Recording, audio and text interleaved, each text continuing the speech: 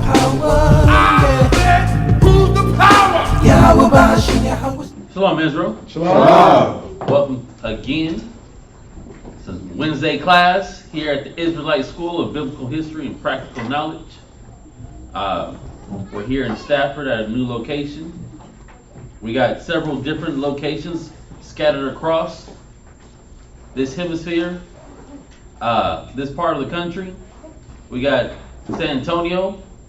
We got Virginia. We got Rochester, New York.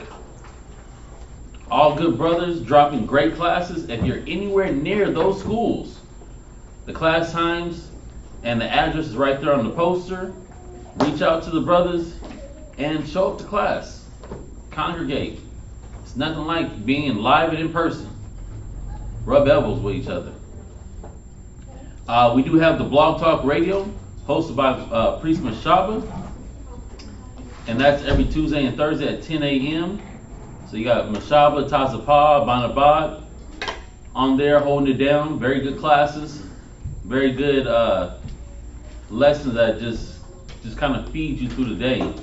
If you just kind of listen to it while you're moving around the business of the day, very great. Or sit back at home and meditate on what they're saying. Take notes. All right, we do have other YouTube channels. Like, share, subscribe. Hidden Truth, Israelite Media Corp, 5 Minute Wisdom, and so on. We do have kids class here in Houston, and we do it live, and that's at 2 p.m. So it's 2 p.m. Central Standard Time, and that's on Sundays. If you want a garment, a custom fringe garment, you can hit up the sisters on Israel. They'll be more than happy to hook you up with a customized fringe garment, or if you got some shirts that you want to get fringed up, hit up the sisters. Or if you want to sign up for the Friends Up subscription, that's available too. You get a new shirt every month, fringed. You can get a headband, nice, dope, crispy headband, made with love and plenty of spirit. All right, Hebrew Academy. We do Hebrew Academy every Monday in Rochester, every Tuesday here in Houston, and every Wednesday in Virginia. If you need to reach a priest or teacher, you can reach Priest Kazakia at 757-300-4047. Or you reach Priest Quatazap at 303-557-8979. Please text only during class. We do have a business, Sweet Ambiance. Check out the monthly subscription package. It's very dope. Bath bombs, oils. Get you an Egyptian tear bottle. Start a little collection to add to the vanity. Keep you smelling good, not some of the time, but all of the time. All right. If you want to drop any donations, you can drop that into the Wells Fargo account. That info is there on the screen. You can Zelle, Google Wallet, Cash App, whatever your preference of sending money in. If you want to do that, we got you covered. And all that info is there on the poster. If you want to mail any items to us, please hit our Priest Quatazaf and he'll give you a good address to mail the items. It's not good to send it just to the school because we're not here in the building 24/7. So we don't want to miss the package. All right, and that's it for the announcements. All right. So today's class, you can title it Ecclesiasticus, chapter 2, Temptation Preparation. All right. Ecclesiasticus chapter 2, Temptation Preparation, and somebody can actually give me Ecclesiasticus chapter 2, verse 1, and the reason why we're going to be going over this class is because, a lot of the times we do go over like Ecclesiasticus chapter 2, and we're like, prepare for the temptation. You know what I'm saying? Like, you come and serve the Lord, get ready for the temptation, but a lot of us, I would say a lot of us don't really like pay attention to the fact that like it's real and you do have to prepare for the temptation that you're going to go through. Like, it's not just gonna be a smooth, easy ride. It's gonna be some work, you know? So, prepare for the trials and tribulations, all that. So with that being said, go ahead and read that. This is the book of Ecclesiasticus 2:1.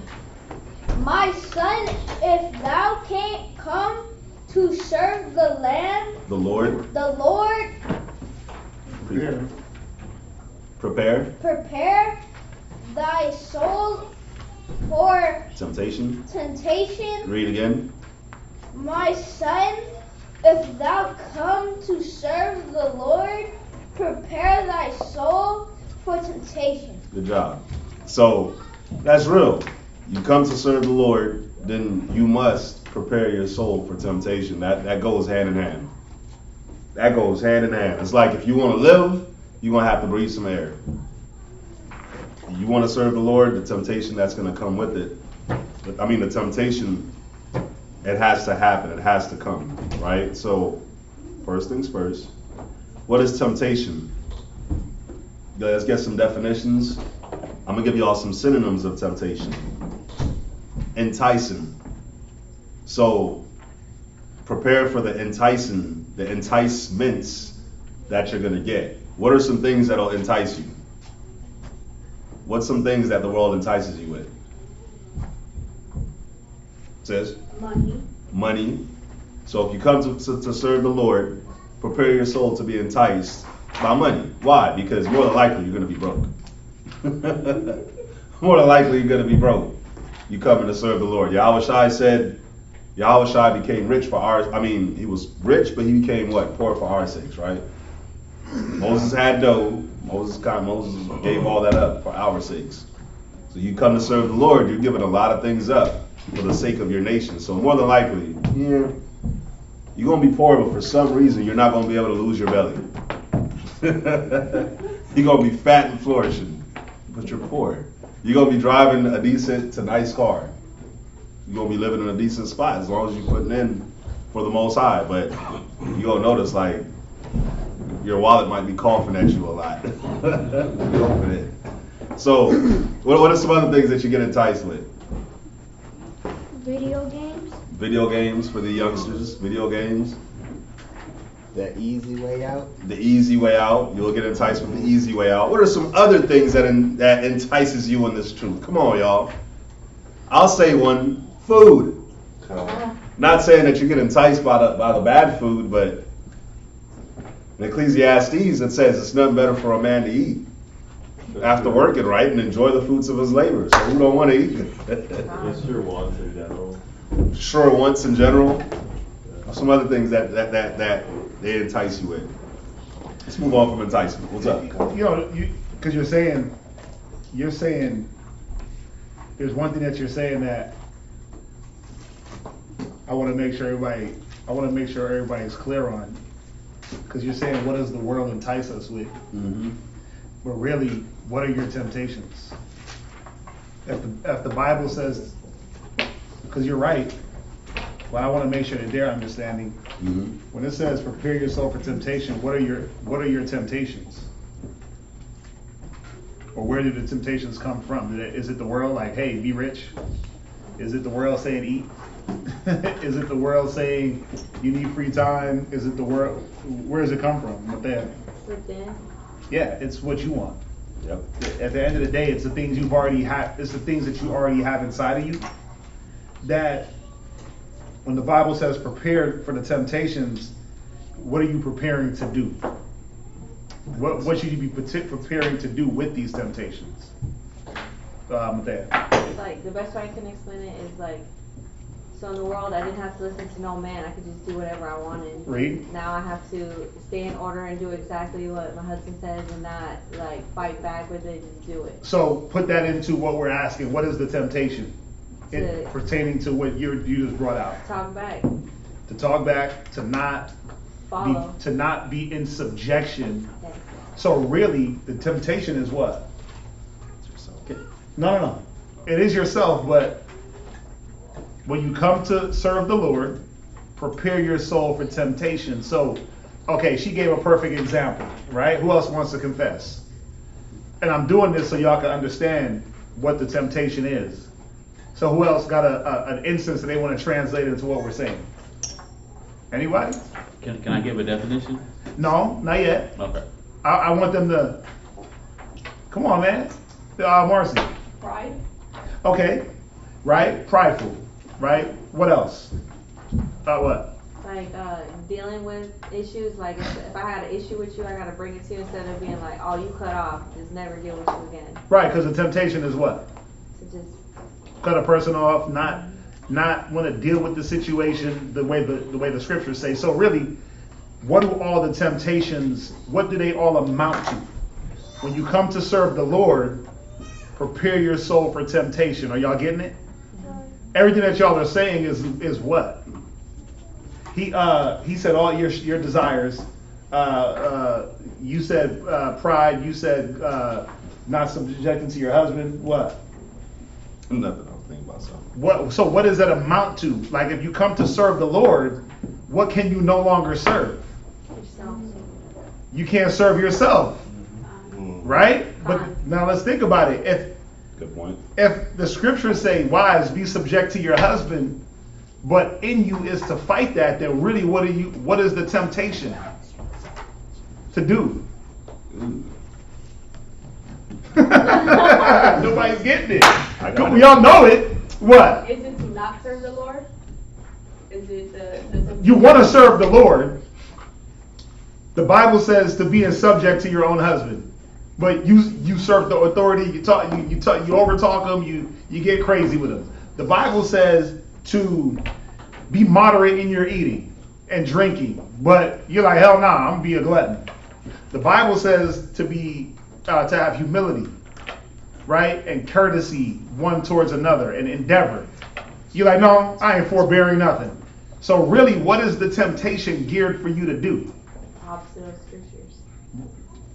Give her all the prizes. It's geared to do what? The opposite of scriptures. Right. So what are you preparing your mind for? Do the opposite of what you've been doing. Right. Y'all see that? The preparation is to get your mind in line with the Bible to go against the old you. Because the old you, the old man wants to go against serving the Lord. He that believeth on me, what? As the scripture has said. As the what? As the scripture has said. Right. He that believeth on me, as the scripture had said. But our temptation is like, no, I like Christmas. No, I like being the independent, strong, Issacharite black woman. Right? I like having that control. Y'all see that? So I'm doing it like that because I want y'all to understand, first of all, where does it come from and what is it really? What are you prepping against? Because if you don't know, then you just be here like, yeah, this is what it says, prepare your soul. But how?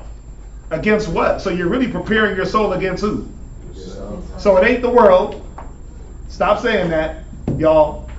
And it ain't Satan, right? Satan didn't make you do it. You allowed yourself to fall into what you like. Remember? Right. Let's go to 2 Timothy chapter 2, verse 3. 2 Timothy. Oh, you had a definition though. I didn't want you to get it just then. Oh, okay. Definition: temptation, to draw or entice to sin, to evil or sin, or lure someone from the Most High's law, being alluring or seductive, something that seduces or has the quality to seduce, the desire to have or to do something that you know you should avoid, the act of influence by exciting hope or desire. All right. So I can tell the troubles. There was a part of that definition that you said going against what? Or did I make that up in my head? It says to draw or entice to do evil, sin, allure someone from the Most High's law. There it is. Right. Allure from the law. Pull you away from the law. What else? Something that seduces or has the quality to seduce. the desire to have or to do something that you know you should avoid. Yep. The act of influencing by exciting hope or desire. It's okay. That's where it's at. So yeah, so I like those definitions. I definitely like the one where it said it pretty much pulls you away from the law of the Lord. Because one thing temptation makes you do is serve yourself. You see what I'm saying? So let's go into the class real quick. So my son, if thou come to serve the Lord, prepare thy soul for temptation, right? So prepare yourself to be pulled from the Most High's laws. Prepare yourself to be, you could just look up the definition of temptation. Prepare your soul for all those things. Go to 2 Timothy 2 and 3. 2 Timothy chapter 2, verse 3. Go ahead. Thou therefore endure hardness as a good soldier of Yahweh HaMashiach. So remember, we're all soldiers here. We're all soldiers here for Yahweh Shai, like it or not. When he delivered us from Egypt, he delivered us, he called us an army when we came out of Egypt. So we're all soldiers here for him. So a soldier, read on. No man that warreth entangleth himself with the affairs of this life. As a soldier, you cannot entangle yourself with the affairs of this life. So what are some of the affairs of this life? Because the temptation is going to come from the affairs of this life. Y'all see that? So what you have to do is look at your life and see, what is my affair? What is the things that I'm entangled in? Right, Jada Pickett? So affair, synonyms for affairs: matter, topic, issue, business, concern. So what's my business? What's my business in this life? What's my issues in this life? What are my activities in this life? Think about the activities that you did before the truth that you don't do no more. Some of us were club hoppers. I don't know what they call somebody that's always at the bar. A lush. A lush. A bar hopper. A bar hopper. A drunk. A wino. These are all activities that we participated in, especially on what day? The Sabbath. You see what I'm saying? Every day. So, so the affairs, if you're at war, you don't entangle yourself with a lot of these different things. So when you come to serve the Lord, you understand that you're a soldier, and a soldier, the only thing a soldier gives a damn about is the fact that he's at war and he's trying to survive. But who here is thinking like, damn, every day, like I'm at war, Satan's trying to kill me spiritually, which will then kill me carnally, and I'm trying to survive. So I got to do everything I can do to make sure that I survive. And when you go to war, you're not just fighting for yourself. You're fighting for your nation. You're fighting for your family, your friends, your husband, your wife, your kids. Y'all see what I'm saying? So in order for this war to function right for you, you cannot be entangled. So guess what? The things of the world, it can't pull you. The things that you used to do that now it's like, damn, I can't do it. Or damn, like I don't have the time to do it. It can't have this pull on you. Your mind has to be prepared for it. Go ahead. That he may please him who have chosen him to be a soldier. And it's about pleasing the Most High who have chosen you to be a soldier. Because guess what? Each and every brother and sister in here, you come to class 4 days a week, and there's a lot of different things that we do, but all those things that we do, like these classes is meant to build y'all. Like even me teaching, a lot of the classes that I get build me. You see what I'm saying? Whether it's from him, it doesn't matter. Like these classes, they build us spiritually, and you always hear something that you need. You know how some of us are stubborn as hell and rebellious as hell? I used to be. Sometimes you can't be told something once. Sometimes you can't be told something. Sometimes somebody else might say it in a different way. Or for some reason, you've heard it all along, but for some reason, this time it clicked. Like, damn, I got it. It's like a kid. Like for everybody that's had a kid, for some reason, they always put their shoes on the wrong way. Always. And then for some reason, you're always like, no, look at your feet. Look at your feet. It goes with this feet. And you tell them that for months, maybe even up to a year. And then finally, one day, they're like, I got it. They're like, I got it, right? Miraculously. That's how it'll be with us. But guess what? You just had to be told a lot. So we have all these classes. We have all these classes, man, and it's meant to build. You see what I'm saying? So it's all about pleasing Him that chose you to be a soldier. The Most High, Yahweh Shai, they chose you to do this. So it's about pleasing Him. Let's go to Matthew chapter 4, verse 18. Matthew 4, verse 18. So you say you want to serve the Lord, right? You say you want to serve the Lord, then understand that you cannot be entangled with the affairs of this life. Because now, if you want to serve the Lord, a servant only cares about pleasing his master.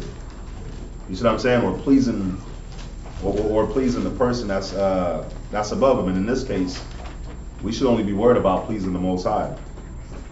Read Matthew 4:18. Book of Matthew, chapter 4 and verse 18. Go ahead. And Yahushua, walking by the Sea of Galilee, saw two brethren, Simon called Peter, and Andrew his brother, casting a net into the sea. Go ahead. For they were fishers. And he said unto them, go ahead. Follow me, and I will make you fishers of men. You see that? So Yahushua told them, follow me, and I'll make you fishers of men. Understand that, like, this is pretty much what happened to y'all. You're an Israelite. You woke up in this time and knew that you're an Israelite and you're fighting, you're striving. You should be happy because, like, back then, you could correlate this to Yahweh Shai walking and seeing you and calling you, like he did these brothers. I always call it a lottery ticket, right? So he chose you. Go ahead. And they straightway left their nets and followed him. See that? He saw them, said, follow me. And they straightway left their nets and followed him. And that's what we're doing. Right? We're following him. Go to Ecclesiasticus 8 and 8. Ecclesiasticus 8 and 8. We're following him to the best of our abilities. We rehearsing the righteous acts. Ecclesiasticus 8 and 8, go ahead. The book of Ecclesiasticus, chapter 8 and verse 8. Despise not the discourse of the wise. So, in following him, you say you want to serve the Lord, right? Again, where am I getting that from? I'm getting that from Ecclesiasticus 2 and 1. My son, if thou come to serve the Lord, so if you came to serve the Lord, then you cannot despise the discourse of the wise. That's like you in school and you mad at the teacher for telling you that 2 plus 2 was 4. You see what I'm saying? Or like, you mad at the chemistry teacher for teaching you chemistry. You mad at the history teacher for teaching you history. It don't work like that. You cannot despise the discourse of the wise. So, in coming to serve the Lord, Yahweh Shai don't just accept everybody. So, you can't despise the discourse that's meant to clean you up. It's not always going to sound pretty. Nobody likes to be told about themselves. Nobody. You see what I'm saying? It's not always going to sound nice and pretty, and it's not always going to come out nice and gentle. But you can't despise the discourse. Go ahead. But acquaint thyself with their proverbs. But you got to acquaint yourself with what's being said. That way you can be on point. Go ahead.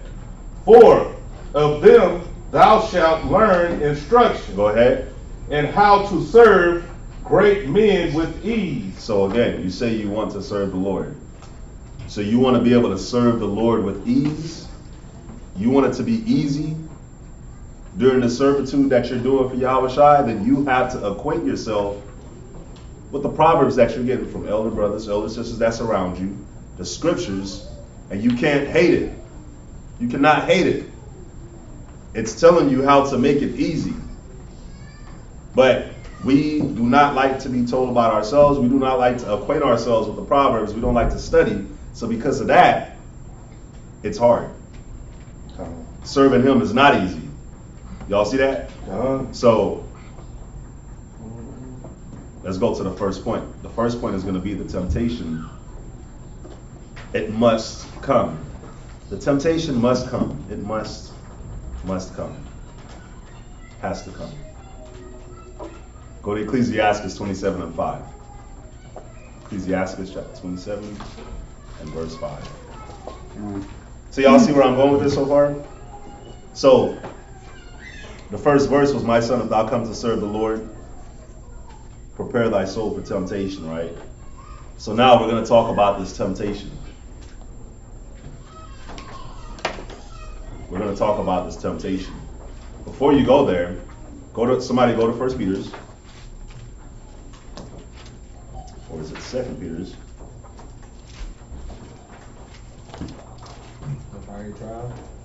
Yeah. Something strange? Is this the one that says something strange? I think it's 4 and 12 where it talks about like something strange happened. Yeah. 4 and 12. Mm-hmm. 1 Peter chapter 4, verse 12. Uh-huh. Beloved, think it not strange. Think it not what? Strange. Think it not what? Strange. It shouldn't be no more, oh my God, Snow White. It shouldn't be a strange thing. Please don't let it be a strange thing when these trials come. You know about the truth. It should not be hitting you like a thief in the night. Your mind should already be ready. Like, man, you know in the truth, it's almost like you just gotta, it's like you're fireman and firewoman. You just gotta be ready to put out fires. It's like you put out one fire and it's like, okay, what's next? You put out another fire, okay, what's next? But if you prepare yourself, it'll be very easy to put out the fire. I remember in Jamaica, there was a fire, and we didn't have no fire. We were in the hood, so there wasn't no fire trucks that pulled up or nothing like that. So when the house was in fire, it was like you can't call no fire truck. So you know, when the house was on fire back home, there was a lot of people panicked a little bit because that fire can spread to everybody else's houses. So the whole community came out to put out this fire. So people will be running with buckets. Imagine trying to put a house fire out with a bucket of water, but we was able to do it because it was a lot of us. There'll be a lot of people coming with buckets, putting anything with water. Fill up this water bottle. You got to get this fire out. Wasn't no fire truck coming. You see what I'm saying? But obviously, it's a lot easier when you actually have the right tools to put a fire out, right? You got the big hose, you got a fire hydrant, you got all that to be able to spray it down. If it's super high up, like on Spider-Man, you got the super tall ladder, like in New York City, to put it out. So you got to look at yourselves like firemen and firewomen. You got to prepare yourself to go and fight these fires, because these fires is gonna come. It is what it is. Y'all ever saw that movie? I know my movie database is extremely small. Like extremely small. So y'all ever saw that movie where it's like they were fighting like bugs on like a whole nother planet? Starship Troopers? Something like that? Yeah, I think that was it. And like the first one had that big mother bug with the brain and all that. That's the move right there. Yeah, like you gotta, so raise your hand if you did see that movie. Everybody except for the sisters. Well, one sister. So you gotta look at this, like all those bugs are like demons just coming at you. You got your gun and you there with your brother, you there with your sister, you gotta take these bugs out. And it's just an endless wave. They never stop, they just keep coming. And you losing brothers, you losing sisters. Somebody get happy because they took a demon out and turned their back and she gets stabbed through the chest. Yep. You know what I'm saying? Like that's like the best way that I could like correlate it. It don't matter how many times you shoot up these bugs, they just keep coming. They just keep coming and keep coming and keep coming. And you sitting there, you're just trying to defend this little small area that you got, and they just keep coming and they keep coming, and you losing your brother, you losing your sister, because you will lose brothers and sisters in the truth. You are gonna get betrayed. You know what I'm saying? And they just keep coming, and they keep coming, and you kill yours, but now you gotta help them kill theirs, and it's just an endless wave until the ship comes, and you're able to hop on the ship and get away. That's the best way I could correlate this. But the bugs must come, or the temptation, these spirits, these demons must come. You see that? So let's go to Ecclesiasticus. No, before we go there, yeah, you was at 12, right? Read that. 1 Peter chapter 4, verse 12. Uh-huh. Beloved, think it not strange concerning the fiery trial, which is to try you. You see, it's just to try you. A lot of this that you're going to be going through, it's to try you. So Ecclesiastes, and that's what we're going to be going over here in this class, is the things that you go through. It's not meant to kill you. It's not meant to hurt you, destroy you. It's meant to try you. It's meant to prove you. All right? Read down. As though some strange thing happened unto you. You see that? As though something strange happened unto you. Now, it's meant to prove you. What is it meant to try in you, though? Like when it says it's to try you, try what?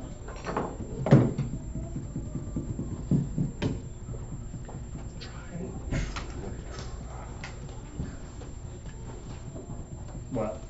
I think that means that it's meant to try to like take you out, like to put those, for those negative spirits and demons to overcome you. Well, that's what can happen. But think about it. Think about what it's saying. Read it again real quick. 1 Peter chapter 4, verse 12. Right? Beloved, think it not strange. So, first and foremost, think it not strange. Why? Because you already know what's in you. If the temptation comes from you, if it's something that is already in you, you know what's in you, right? Why? Because you examine yourself. So think it not strange, because you should be examining yourself to see what is going to be the thing that pulls me, right? What is my temptation?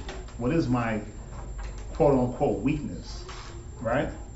Think it not strange. Go ahead. Concerning the fiery trial, which is to try you. Which is the what? Try you. Which is the what? Try you. Try you how? Not is it to literally try you to pull you away from Christ? Mateo.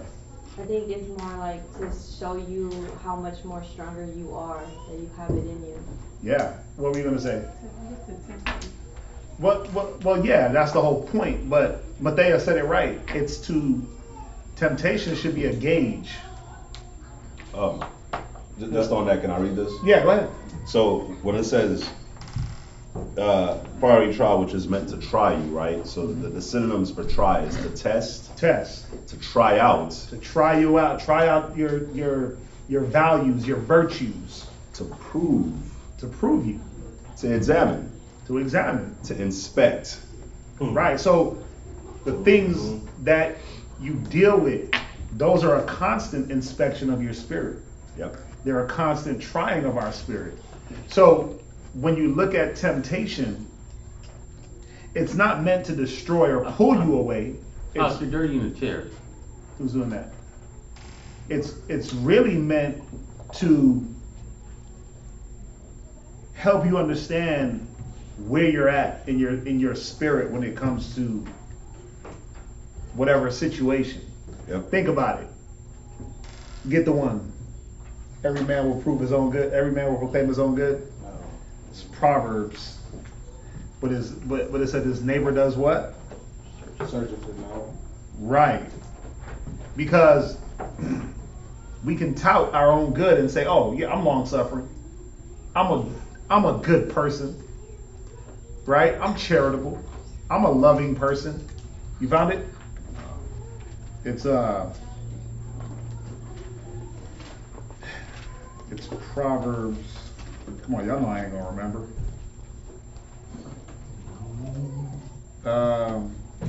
Wow.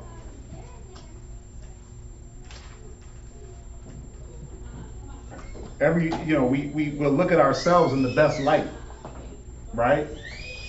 We'll look at ourselves in the best light, and then when the temptation hits, that's why we fail. You found it? Yes, sir. Right, because first and foremost, we're not using the Spirit to search out the deficiencies in us. So what has to happen, since we look at ourselves in this good light all the time, this is what happens. Go ahead. Proverbs chapter 20, verse 6. Most men will proclaim, everyone his own goodness. Yeah, everybody's going to proclaim their goodness.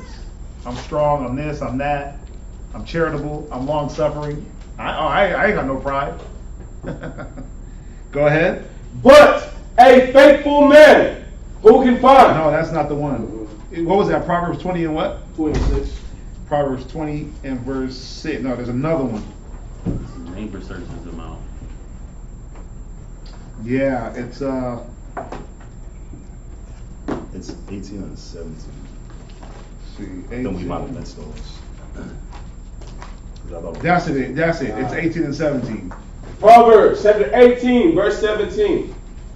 He that is first in his own cause seemeth just. And it's the same. A man that's first in his own cause, he's going to tout himself up. Right? Because that's what we tend to do. We don't tend to look at what's going to bring us second in our cause or bring us down the totem pole. Yeah. We tend to prop ourselves up, but what tends to happen, or what will happen? Go ahead. But his neighbor cometh and searcheth him. His neighbor cometh and searcheth him. Yeah, searcheth him, meaning what? He's gonna prove that cause. Oh, so you the most charitable? Oh, okay, look, well, I need some charity right now. You the most long suffering? Well, I need you. I'm gonna be in a situation with you where you're gonna have to forbear me. I'm gonna be ignorant as hell, and guess what you have to do? Oh, you got compassion? Well, let me let my ignorance go to the peak of ignorance, but your compassion has to meet that. But what tends to happen? Man, I can't stand that person, or I don't want to be around them, or you cut them off, or you move them out the way, and what does it really prove? Yeah, you didn't have the level that you, it's not that you didn't grow, it's just that you didn't have the level you thought you had. See, the temptation, one of the temptations is to, she said it, when you deal with people and you don't want to deal with them, is to cut them off because you don't feel like you need to deal with them. They're young, they're inexperienced, and what tends to happen? People that have been around, they don't want to deal with the young bucks. They feel like they're better, right? That vainglory, that I'm better than you syndrome. Dang. When really, you ain't no better. You really ain't no better. The person that you're shoving to the side, really, they just mirror who you are, and you don't like to look in that mirror. You see that? But the temptation is to forbear and long suffer, right? But that person is going to prove. That's why he says he sets two, one against another. Why? Because what I'm working on with him, he's working on with me. Iron is sharpening iron, right? So we may be in a situation where he's working on my humility, but working on his charity. I gotta ask, he gotta give it. That's how it usually is, right? Because to ask for something, you gotta be humble. To give it, you gotta be charitable. And that's both parties being worked on. But, oh, I don't want to ask nobody because I'm embarrassed. Well, you ain't as humble as you thought, bro. Or I don't want to give it because he should have it and blah, blah, blah. Well, you ain't as charitable as you thought. But who's going to search that out in us? Well, if you don't do it yourself, then all the trials that you go through with one another, while that iron sharpens you, or it's supposed to sharpen, it's going to reveal what's in you and what you need to work on. Y'all get that? So it's all the situations that you encounter with a person where now it gets to this point where it ain't all fun and games and we got to actually handle business, right? This person might be a lazy person. I might be the go-getter, but why am I with them? To show them how to not be in that lazy mode, right? But they might be there to show me what? Not to take every single instance so serious, not to be so uptight about everything. You see that? There's always a lesson to learn. But if you always think you have it all, then the problem is going to be what? It's going to be strange when the temptation hits you because you didn't examine you first. You didn't come here to the mirror. So now that person is the mirror. And guess what? That's usually the last stop. Most High speak once, yea twice, man perceive it not. So now when you're in the situation with a person, you're not perceiving what's going on and what's tending to happen. You fail. You offend a person, right? Or usually that's what happens. Offenses. Offenses happen, right? Because you didn't understand what was in you. Y'all see that? So the trials are meant to not destroy you, but they're meant to gauge you. How far have I grown in this situation, in this virtue, in this characteristic? How much have I built my character? And the trials is going to prove that. Right? Go ahead. God. So, I like where this class is going, but I'll just say it real quick because it's coming out. So I just want to say it. Ecclesiasticus chapter 2 verse 1. A lot of the times, like when you look at it, like your first instinct is to like get a little nervous, get a little shy, get a little apprehensive. Like, damn, I don't want to go through that. I don't want to deal with that. But it's a part of life, and it's a part of the truth. When you come to the Most High, you do got to go through it. But I like what we're going over because it shows you, like, instead of running away from it, you should want to run to it, because all it's doing is making you better. It's showing you what's in you. It's a test. You know what I'm saying? Because it's true. Like, I remember when I was young in the truth, man, and I was going to sign that the academy thing, and it was like Ecclesiasticus 2, prepare your soul for temptation. Oh crap! Nah, what are y'all talking about? Yeah, man. I was gonna make my Hebrew commitment. Yep. I was like, wait, what? Sign in blood. No, we're not signing in blood. It's like, I'm playing. we just use an ink pen. I'm playing. We use an ink pen. Sign in blood. But no, but seriously, you make the commitment, and a lot of us are just scared to make commitments in general. When you look at that and you're like, oh crap, that means I'm gonna be going through things. But the things that I remember when I was young, I used to think about that, and even like getting ranked and growing in the truth. Something that I'm noticing is every time I get ranked or grow in the truth, some crap happens. Oh. I don't want to say crap, but something happens to really put a test happens. Your Ecclesiasticus 2 goes to the next level because it never stops. There's a members Ecclesiasticus 2. Con. Then there's a trooper Ecclesiasticus 2. Mm-hmm. Then there's a soldier, Mm-hmm. officer, and then you have a leader Ecclesiasticus 2. And the temptation on all levels is there. And all you're doing as you move from one level to the next, you're just saying that I'm ready to take on more of a fight. You said something about running. Mm-hmm. Think about this. Now that we're really going into it and diving into it, how can you run from yourself? I was just sitting there thinking about it, like, you can't. But that's the thing. You said it right. Like, people read it and they're like, oh, I don't want to deal with that. But really, all you're saying is that you're not willing to do what it says in Colossians 3. Put off the old man and put on the new, because that's all it is. All you're doing is putting off the old way of doing things and putting on a new way. But the trial is meant to show you that either you've done it or you haven't. Y'all want me to tell y'all something? Like, straight up? And I'm gonna get to you, sis. Ain't no running from this. Nope. Ain't no running from the spirit. Mm-hmm.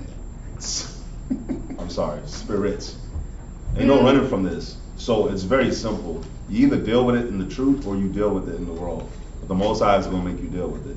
Yep. So whatever it is that you're weak at, say it's communication. Say you don't want to communicate with a certain group of people because you look at the certain group of people a certain type of way, like you're better than them or something. Right? Talk about it. What the Most High is going to do is He's going to make you that time and that effort and that energy that He wanted you to put in those people for the truth, because you didn't want to do it. The Most High is going to make you still do it. Except this time it's not going to be for the truth.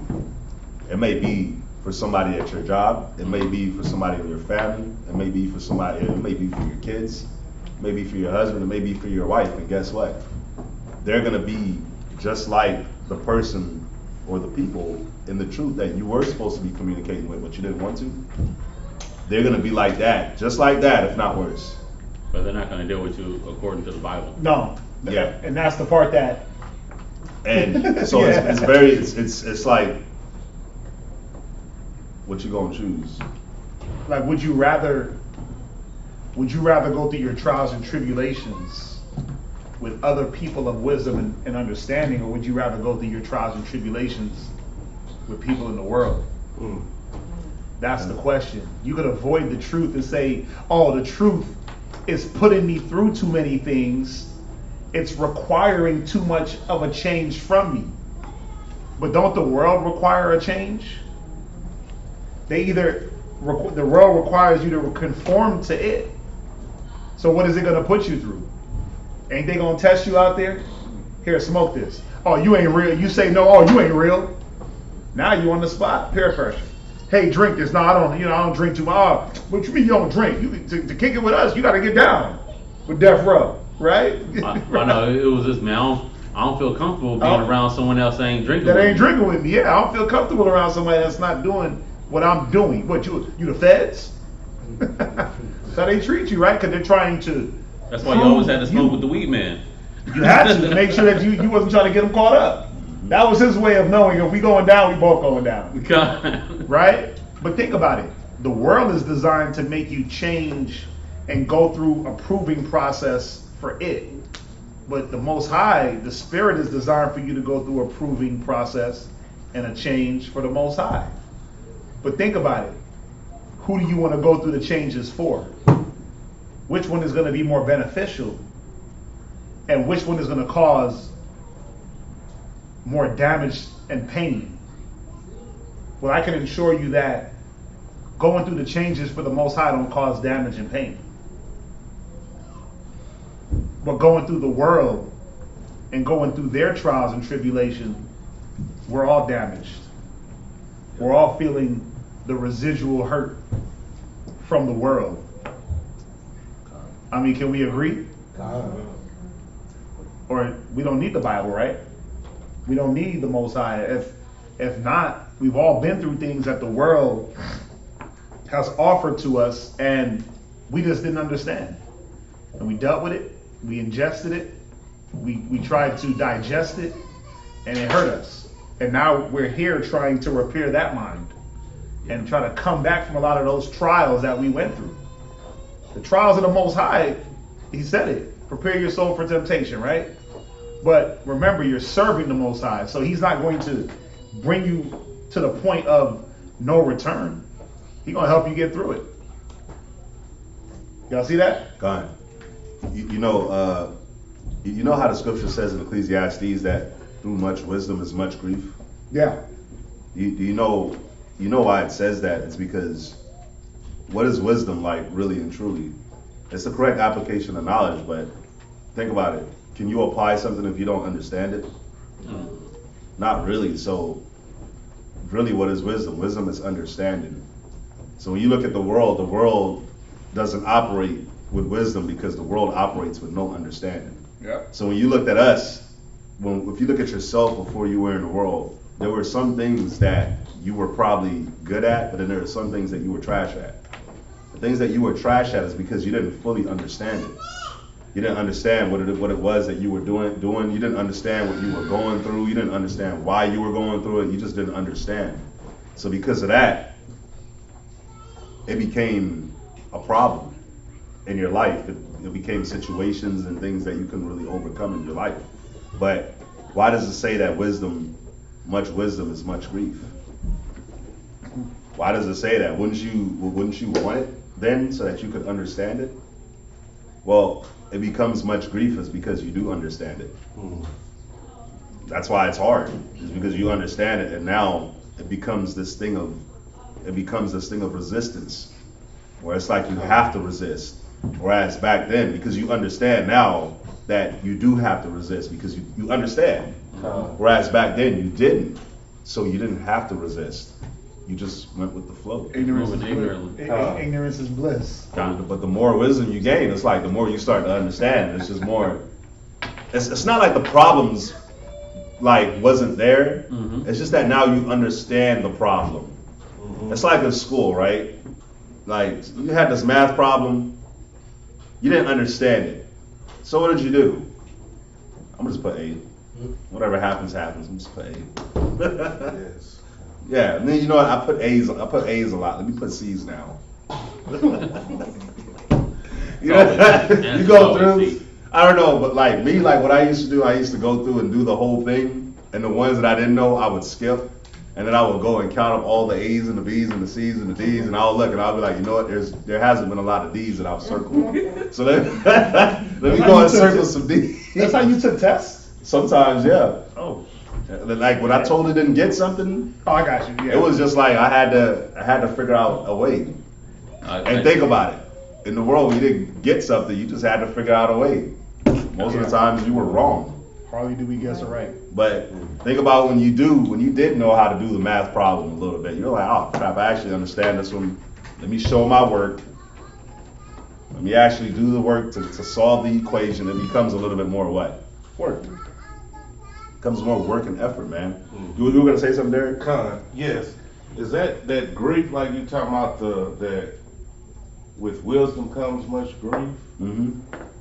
Is that like we were talking about what Priest was saying, like it's because you have the wisdom and like you can't really be comfortable just going through the motions, because in everything you look at the wisdom in it and you see the fault in everything. Like you can't look at TV and not notice that, hey, look, what is this nation doing with this? You know, you just trying to watch TV. Yeah. But then you pick up on all the subliminals. Yeah, you pick, yeah. And you're like, man, screw TV. Yeah.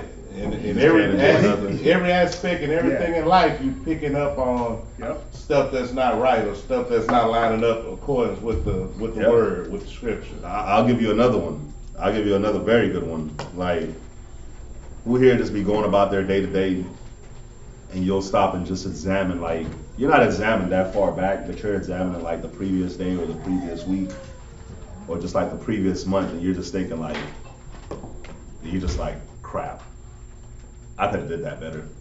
Oh yeah. Or damn, I didn't do that. I wish I would have did that. Or damn, like I wasted the week. Damn, I wasted my time. Damn, I wasn't consistent in the thing that I wanted to be consistent in. That's wisdom. That's wisdom. Where you're like, damn, I was doing so good and I slipped up. I was doing good on my diet. I was doing good on my studies. I slipped up. You know what I'm saying? Where it's like, one thing wisdom does is it always keeps you humble, and it makes you in a state where it's like, damn, it's almost like you're never good enough. You know what I'm saying? Like it's always something more that you could have did. But that's actually a good thing when you're looking at it towards the Most High, towards, the scriptures. You're always like, man, it's something more I could have did. You know what I mean? Like, damn, I could have called this person. You know what I'm saying? Damn, I was on the phone. I should have said this to this person. There's a lot of different things, right? But yeah, let me go back to this though. Where are we at? It's the book of Ecclesiasticus, chapter 27 and verse 5. Yeah, we never read that, huh? Where were we at before that? What was that? Peter? Oh. Let's go. Ecclesiastes 27 and 5. The furnace proveth the potter's vessels. And Shatat pulled this his last class, and I like the scripture, so I threw it in here. Go ahead. So the trial of man is in his reasoning. So this goes back to like what Quatazat was just bringing out. What the brothers was just bringing out about how like your trials and your tribulations, it's you. You see what I'm saying? It's you. Satan can only tempt you with the things that you like. With things that you can only be enticed with something that you like. I got an example. What's that? From the scriptures. From the scriptures, what you got? Give me Joshua chapter 6 and verse 18. And I thought about this. It just hit me while we were talking about all this. Like, even before the temptation comes along, you know what tempts you. Yeah. Like the whole self-examination, you know the things that has caused you to fall, the things that you're weak to. Everybody named out a few different things like giving into the leisure activities, or giving into the lust of the food, the lust of the video game, or whatever. But the Most High lets you know where you're at, and he warns you, don't do this. Read that, Noah. This is the book of Joshua 6:18. And ye in any way wise keep your self from the accursed thing, lest ye make yourselves accursed when ye take of the accursed thing and make the camp of Israel a curse and trouble it. Okay, so it's saying you'll take this item, this habit that you do, and you'll make it a curse to yourself because you're not giving it up. You don't want to stop doing it. And then it gives a list of what will tempt you. The Most High is like pre-gaming you. The Most High pre-games us. Like it's not, he don't just throw us randomly into something and say, okay, let's see if they go against it without us even knowing what to do or not to do. You see what I'm saying? It wouldn't be fair. Read on, verse 19. Verse 19, but all the silver and gold and vessels of brass and iron are consented unto the Lord, consecrated unto the Lord, they shall come into the treasure of the Lord. All right. So from there, jump to, if you can grab this for me, Mike. Jump to 7 and verse 21. It's the book of Joshua, chapter 7 and verse 21. Go ahead. When I saw among the spoils of a goodly... So pause right there. Now, the Most High pre-gamed. Don't do these things. We've all got class. We all get the scriptures, do's, don'ts, laws, statutes, commandments, wisdom, knowledge, and understanding. Walk this way, talk this way, do this, don't do that. Trust in the Lord all thy heart, lean on to thy own understanding, all thy ways acknowledge Him. All this, we get all this, right? This brother in this scripture, Achan, he got pre-game. He got the wisdom. He was the soldier going out to war, like the scripture that Lock Rob brought out. Don't entangle yourself with the affairs of this world. He was a soldier, went out, but this was his mind towards his temptation. Read. When I saw among the spoils a goodly Babylonian garment. Okay, so temptation. Amongst everything else, he seen a laid out suit, look good, and it was his size. When your temptation comes, it comes tailor fit for you. It would, like that garment wouldn't gonna fit me. That Babylonian garment wouldn't fit me. It wouldn't fit Lakara. It wouldn't fit Quatazah. But guess what? It fit Achan. Mm-hmm. It wasn't gonna fit Derek. It fit Achan perfectly. And it's the same way like your temptations. Mm-hmm. Your temptation fits you perfectly. I'm not tempted with the things that Mike tempted with. I'm not tempted with the things that Rosa's tempted with. Neither are they tempted with the things that I'm tempted with. It's tailor-made for us. Read on. And 200 shekels of silver. Ooh, some money. Go ahead. And a wedge of gold of 50 shekels weight. Man, he weighed it out. He knew how much that was going to be worth. Read. Then I coveted them. He did what? Coveted them. He got drawn by his own lust. He was tempted. He said he coveted them. I like how the scriptures use that word. Because he says he had a strong urge of desire. He coveted something that wasn't belonging to him. He wanted that. He needed that in his life. But not really. That's just how he felt. Read on. and took them. He did what? Took them. So whenever the temptation is presented to us, we're the ones that take hold of it. It don't just fall into our lap and it's like, oh, it just entered into my being and I couldn't resist it. Or, oh, you slipped up and fell into it. Like the garment was Doctor Strange's cape. Exactly. Like that. It just cloaked him. No, he took it. Any temptation that we got, anything that draws your way, you take hold of it. No one makes you grab it and say, here, hold on to this. No, we're the ones that actually reach out and take hold of it. It says a man is drawn away by his own lust. It doesn't say that the lust grabs him and pulls him away like some damn scary movie monster. No, you're the monster. The monster is you. Gone. That's why it says he took them. Go ahead. And behold, they are hid in the earth in the midst of my tent, and the silver under it. And then you hide it. It's no more plain than that. The temptations are all around you. Yep. And then not only do you take your temptation, but you know within yourself that this isn't the right thing to do. So what do? You hide it. Yep. And that is like a sum of how these temptations come.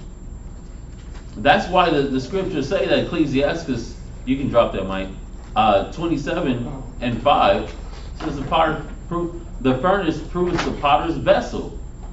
So the trial of man is in his reasoning. Yep. How do you reason your walk? How do you reason? Do you reason with your temptation? You're not supposed to reason with it. Wow. I do it this time. I'll skip the next time. Like how much of it can I get away with? Maybe just a Right. little bit. Tainted. Con. Maybe just a little bit. Just a little bit. Right. Yeah, Howard knows I'm weak. He ain't looking. He ain't looking. You know what? Let me just do it to appease I just got to get it out of me. Let me just do it this one time. Let me get it out of my system. Just get it out of my system. Yeah, Howard's grace and merciful. Con. You know, when you look at like the furnace proves the potter's vessel, right? You got to think about your fireplace, right? And you light that fire because the fireplace is a furnace. You know, you light the fire in that furnace, in your fireplace. If you look inside the fireplace, the wood is not going to last. It's going to burn up, it's going to turn into ashes, right? But if you put some metal in there, the metal will just get hot.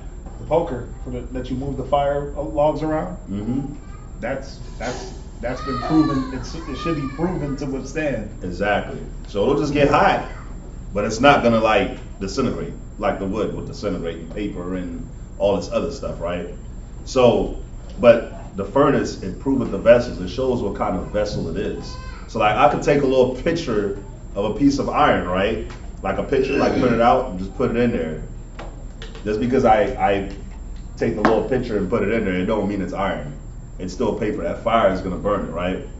So it correlates it to a man's mind, to a woman's mind. It says, so the trial of man is in his reasoning.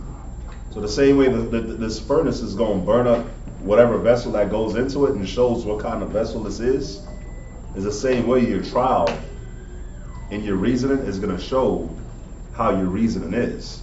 If the trial is burning you up, if the things that you go through burns up your mind or burns up whatever it is that you're dealing with, and you're like, I can't take it anymore.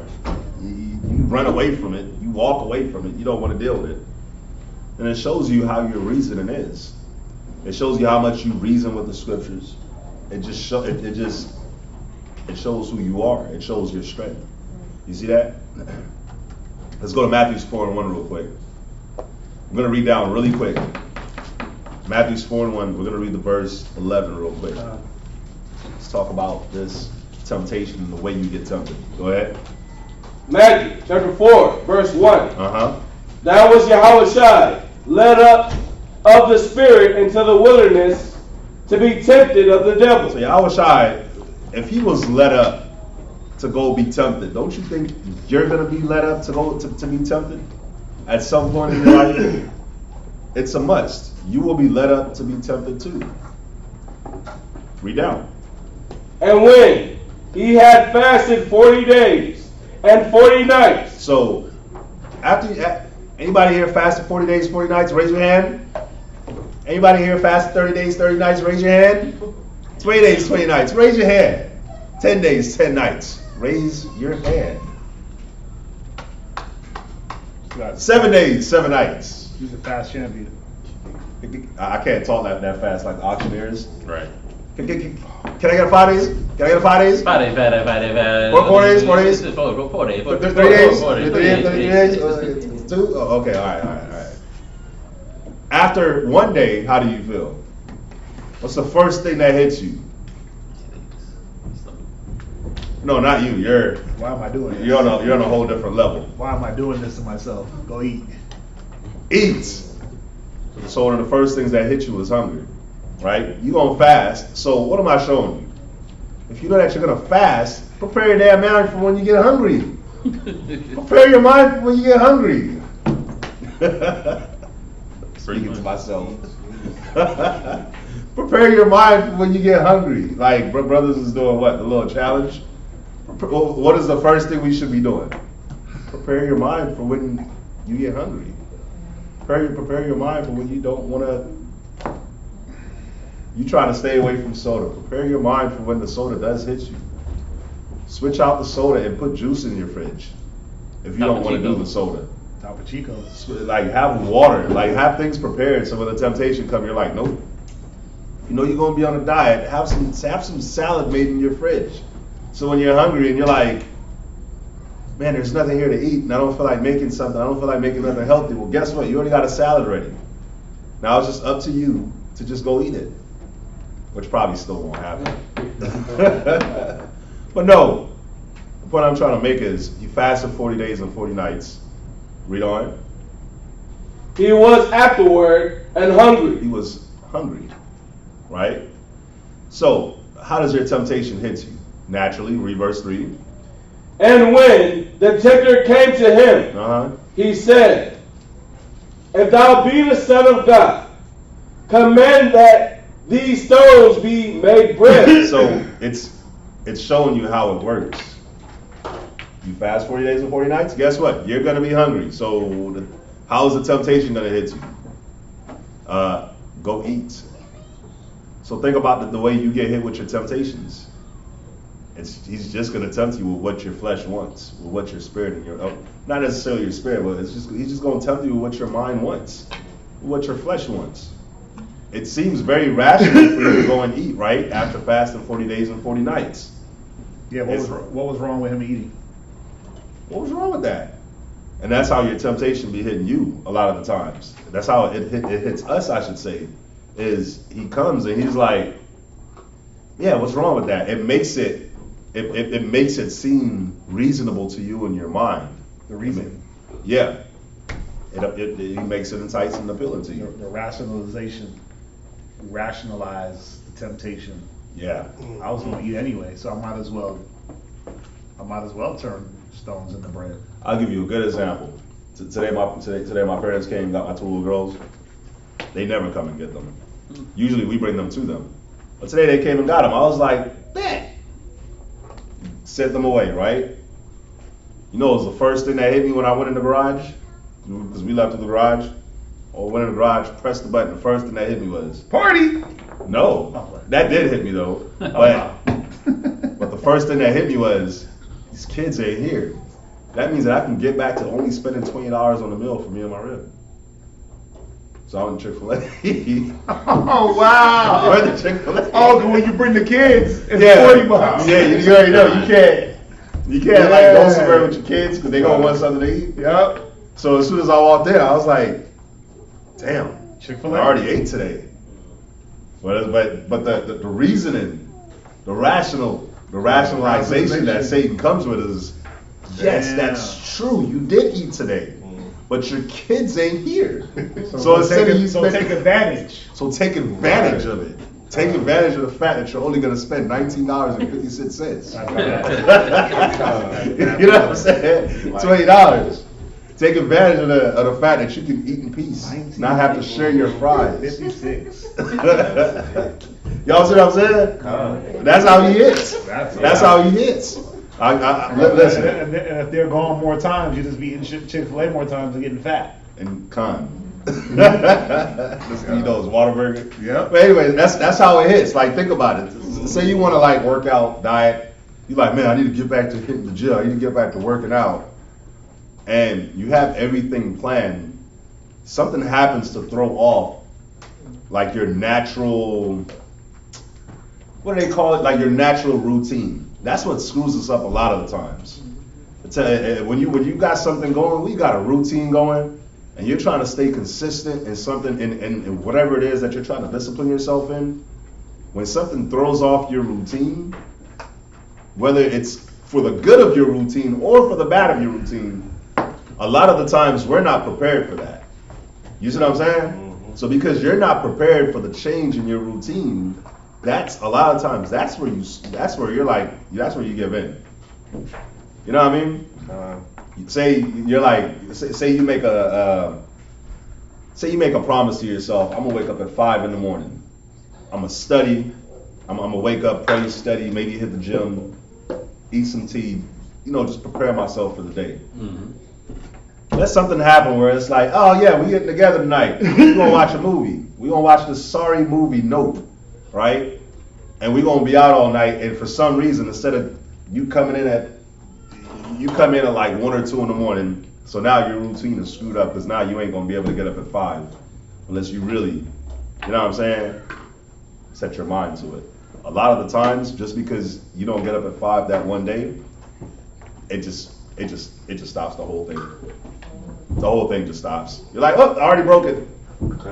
Already stopped, and then it becomes very hard for you to get back. Mm-hmm. But why? Because you didn't prepare. Your mind wasn't ready. You didn't already think it through, like, okay, let me just have my mind ready for what it is that I'm about to do. You see that? Let's read down in the Matthews. Verse 4. But he answered and said, go ahead. It is written, man shall not live by bread alone, but by every word that proceeded out of the mouth of the Most High. And you know why this part is dope? Because he tells you how to beat it.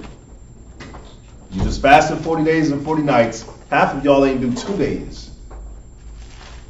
A lot of us ain't do 3. He did 40 days and 40 nights. So it's very rational for you to go ahead and make you a pizza after 40 days and 40 nights, right? But probably not. Okay. Probably drink some soup. But who the hell wants to break their fast with a soup? That's another thing. That's the way to do it to not die. But that's how I will keep fasting. I'm just saying, you haven't ate for 40 days and you just eat a pizza? You don't know some bad situations. It's true. I've been there. Yeah, you definitely got to drink water and drink some liquids. You got to ease your body back into it. Yeah. But Hawashai showed you what to do. Like, the thought is going to come. It's natural. The thought has to come. Satan has to come and be like, yeah, turn the stone into bread. He has to come and say it. So you can't stop the fact that he has to come and do his job. But are you prepared for when he comes to do his job? So when he comes at you, you just got to be ready to say, you got to be ready with the scriptures when he's going to come. A lot of the times we ain't ready with the scriptures. We ain't examining, we're not examining what it is that we're undertaking, and we don't even have the scriptures ready. A lot of the times we don't even realize that we're in the midst of it, like Satan is here. He's like, oh, he kicks the door in. And he's here. You don't even realize it. Like, he kicks the door in and you just like, you like Shayala, my daughter, you just still there doing what you doing. You know what I mean? Like, no care in the world. And then he comes and then he's able to just do whatever he does. Put something in your mind and then you lose it. But it's showing you that you got to have scriptures ready. So one way you prepare for the temptation is to just have scriptures ready. You know, you're not. The scripture says you're not something to the devil, to Satan. Ignorant of Satan's devices. Yeah, you're not ignorant of his devices. So if you are ignorant, you got to get some counsel. You got to watch some classes. You got to get in the book. But when you're not ignorant, then he's not going to tempt you above what it is that you're able. So you have to have scriptures ready to go. So when he does come, you're like, let me resist, and here's the scriptures. Resist. Y'all watch football? Y'all ever seen Derrick Henry stiff arm somebody? That's how you got to stiff arm Satan. And then lay out the scriptures. You see what I'm saying? Read on. Verse 5. Then the devil taketh him up into the holy city, and setteth him on a pinnacle of the temple, and saith unto him, If thou be the Son of God, cast thyself down. For it is written, He shall give his angels charge concerning thee. Go ahead. And in their hands they shall bear thee up, lest at any time thou dash thy foot against a stone. So let's put this in motion picture. He takes Yahushua up to the highest point, to the pinnacle of the temple. If y'all know about the temple was where? The city of David, right? Remember, the city of David was set on a hill. So you already see the city of David, it's on a hill, it's high up. So then he brings you on top of the temple, which is one of the highest points of the city of David. And you're able to just see. And he tells you, cast yourself down. So he's telling him, play with death. What's up? I got a question. What's up? It just hit me. Just even off of this. just even off of this.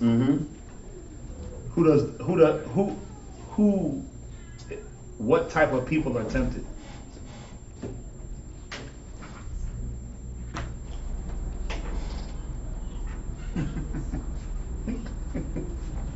What type of people are tempted?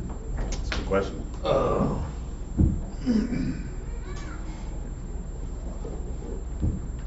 What? What? People that are trying to change. What? Okay. People that are trying to change. So, what type of people are they?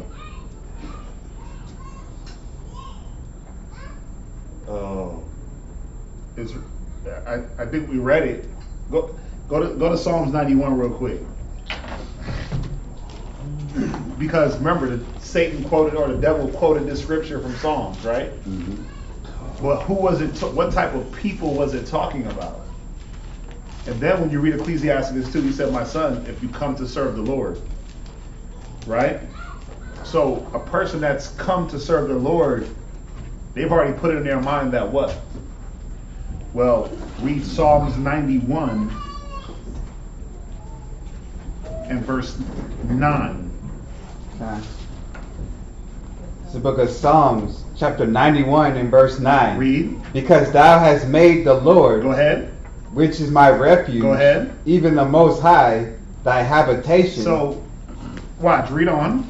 There shall no evil befall thee. Go ahead. Neither shall any plague come nigh thy dwelling. This is what the devil quoted. Read on. For he shall give his angels charge over thee. Go ahead. To keep thee in all thy ways. Go ahead. They shall bear thee up. So what did the devil know about Yahushua? He already knew that Yahushua committed to the Most High. He already knew that. So temptation is not going to come to the crackhead. He's already down for crack. He's already down for crack. It's not a temptation for him. Temptation, like the weed head ain't tempted. The sex fiend, they're not tempted. The prideful, they're not being tempted by some deity or some demon trying to tempt them into what they're already doing. That's true. The only ones that are tempted are the righteous. Evil don't need to be tempted. Evil people are not going to be tempted. They're already in their evil. They're already galloping in their in their wickedness. It's like why would Satan try to get like rappers? He already got them. Why would he try to get drug dealers? He already got them. So what is temptation meant to do? Well, again, not break you, but we read the definition of temptation: to pull you away from God's laws, to pull you away from the Most High. Who shall separate us from the love of Christ? But what does Satan know about you when you're being tempted? What did he know about Yahweh Shai? Well, he knew obviously Satan. That's why it says the devils fear. But the devils believe what they what? But they tremble. They got action behind their belief. But why would he come and tempt somebody that was already his? He wouldn't. He tempted Yahweh Shai because he wanted to test to see how committed he was to the Most High. Why would he quote that scripture of all of them? The Most High said he got you. Why? Well, not that he got you, but you made him your refuge. Yeah. You made him your habitation. So he said once you did that, if you slip up, he's going to catch you. Mm-hmm. So let's see. The devil believed that Yahweh Shai, that the Most High had Yahweh Shai. Yeah. Really, all Yahweh Shai had to do was believe that the Most High had him. Remember, resist the devil and he shall what? Believe. The resisting is just you having faith and belief in what the scriptures say. Ain't nothing crazy or outlandish. It's just you believing that the word says that if I believe and make the Most High my refuge, he gonna bear me up when I fall. At least I dash my foot against the stones. He gonna get me. Yahweh Shai believed that, but he didn't have to prove it. Yeah. Because he already believed it.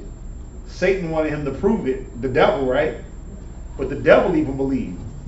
Ain't that cold? Like, he knew already. Well, let me see, man, you know the word alluring, to allure somebody. The allure. He wasn't good enough to be followed, so he had to present to him these different reasons to be followed. Here, I'll give you power. I'll give you fame. I'll give you all the kingdoms. Right? I'll give you these things because I'm not good enough to be followed. Satan ain't good enough to be followed. The devil ain't good enough to be followed.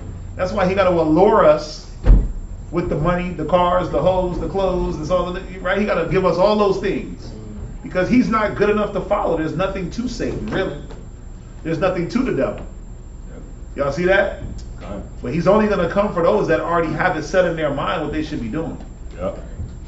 Or else it's not a temptation. It's just it's you catering to yourself, your lust. God. You know how I look at this too is like when he was telling him to cast himself down from like the pinnacle of the temple. Mm-hmm. You know, the temple's high up, so if let's just say the Most High, let's just say you climb that temple and you cast yourself down, and the Most High didn't bear you up. Then what will happen to you? You'll be dead. You'll be what? You'll be dead. You'll be dead or seriously hurt, right? So, I was looking at it, and what Satan tries to get you to do is to hurt yourself. Yep, get yourself out Tries of to there. get you to tempt yourself, to kill yourself, hurt yourself. Now, Yep. think about it. He took him up to the pinnacle of the temple. He could have took him to the pinnacle of the wall. Of the wall of David, right? What does the temple represent? The laws, the Most High. So when you look at it like that, it's like, how does he get you to hurt yourself? How can Satan get you to hurt yourself? What's the only way he gets you to hurt yourself? What's the only thing that he does? What's another way that he tempts you? What's the big way that he tempts you? To not follow the laws, not follow the book. Yeah, jump off from the temple. Wow.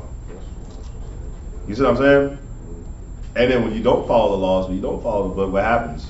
You hurt yourself. Because God didn't catch me. See, You hurt because yourself. He said He was going to catch me, but He didn't. And you blame God. You sit there like, yeah, he's graceful, he's merciful. He'll catch me. I know I ain't supposed to do this, but I'm gonna go ahead and do it because the Most High He has grace and mercy. He knows I'm weak. He'll forgive me. I'm not gonna stay obedient to this. You see what I'm saying? So he puts you in positions for you to hurt yourself and tell the Most High's power to not let you get hurt. That's another way too.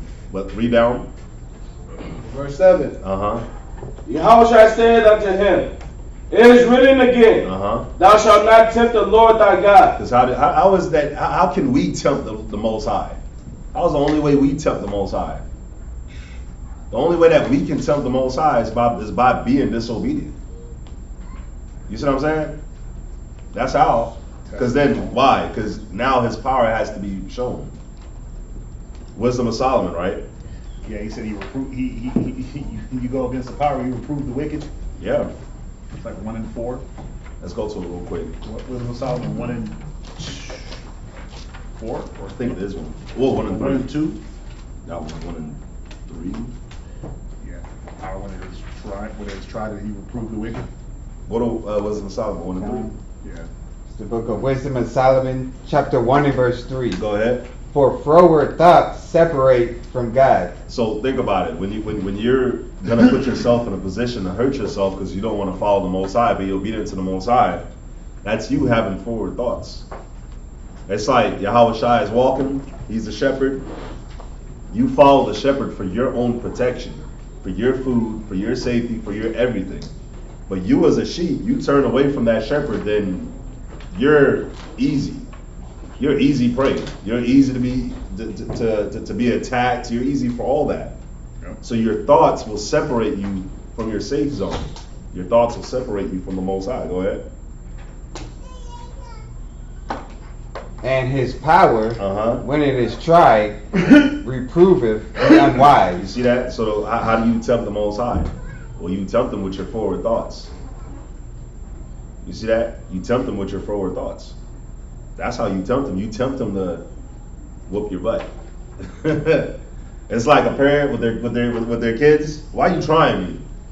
Why are you trying me? Yep. And it's like, damn, you really trying me, huh? Like I said, don't touch that, and like. God, you trying me. You trying this butt whooping. And the funny thing is, we're the Most High's. We're his kids. So yeah, he don't want to see us dead, but he is going to discipline us. You don't want to see us dead. Let's read down though. Verse 8. Back to Matthew 4 and 8. Matthew chapter 4, verse 8. Go ahead. Again, the devil taketh him up into an exceeding high mountain. Go ahead. And showeth him all the kingdoms of the world. And the glory of them. Go ahead. And saith unto him, all these things will I give thee, if thou wilt fall down and worship me. God. So what's another way he tempts you? You know what's funny? We don't got to be up on a damn high mountain to see the glory of the world. All you got to do is turn on your TV. All you got to do is hop on your phone. Social media. And go to social media, and you'll see all the glory. All the glory of the world. Right? And that tempts you. All the traveling, all the cars you can't have. Check this out. Glory means honor, fame, reputation, celebrity, renown, eminence, distinction, prestige. You see that? So when you turn on your phone and you start seeing certain things, you start seeing what makes this place. It's really vainglory. Vainglory. Because it's not real glory. It's what they say is glory. It's vanities. You know, it's like a big thing right now, man. There's this big thing where they're talking about like these celebrities. They was talking about Kylie Jenner. Now they just talked about Drake and Floyd Mayweather because they took a trip in their private jet and the trip only took like 14 minutes. Yeah. And they're like, y'all don't give a damn about climate change. They call them climate terrorists or something like that. And it's like, bruh, like America is so hypocritical. They're so hypocritical. If I have a private jet, that's what the hell it's for. Privacy. I am gonna definitely take. I don't care if the flight was 5 minutes. I'm taking that flight. For real. I don't care if I had to fly from here to Sugarland. That's literally. I'm taking my jet. That's probably like a 3-minute flight. I'm taking that flight. They want to get on them like they don't care about. They don't care about climate. Like what the hell are y'all talking about, dude? How come we not all driving electric cars?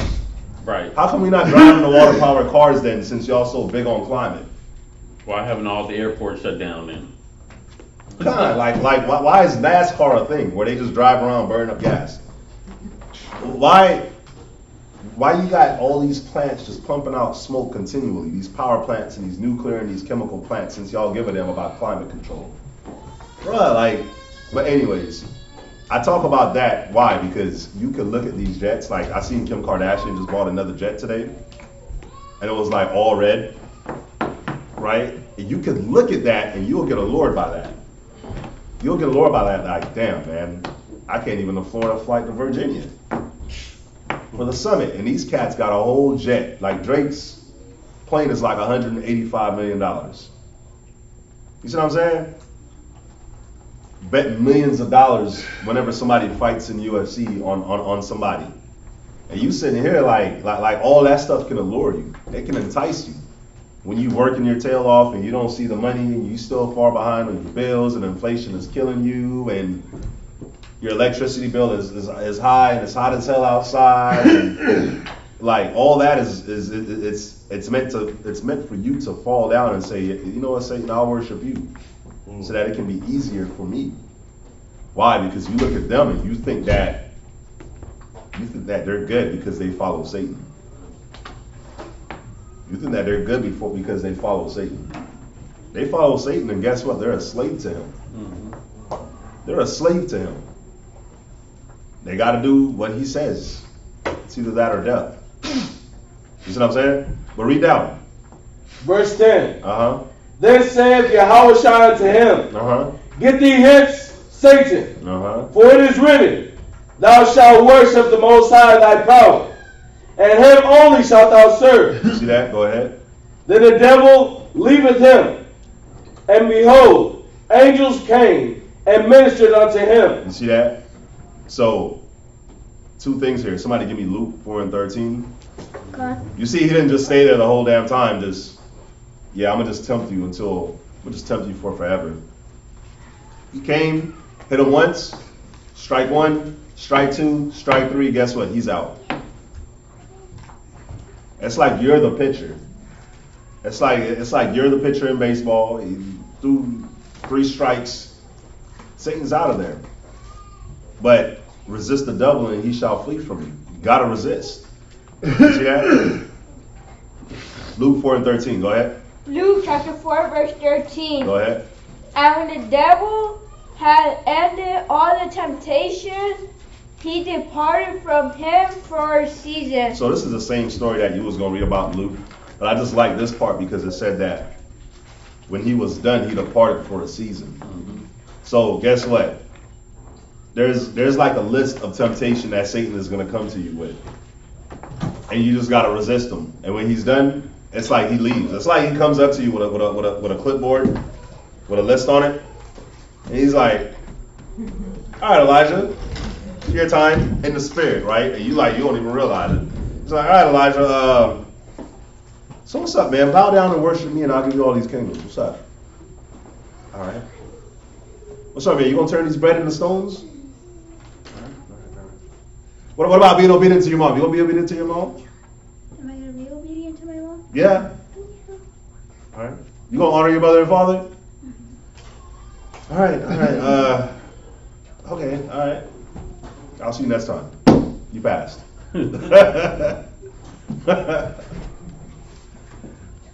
That's like how he comes, with a clipboard, with all these temptations for you. You got to go through them. Let's go to Genesis 22:1.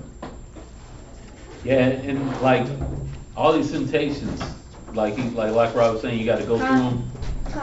They're different thoughts that just hit you.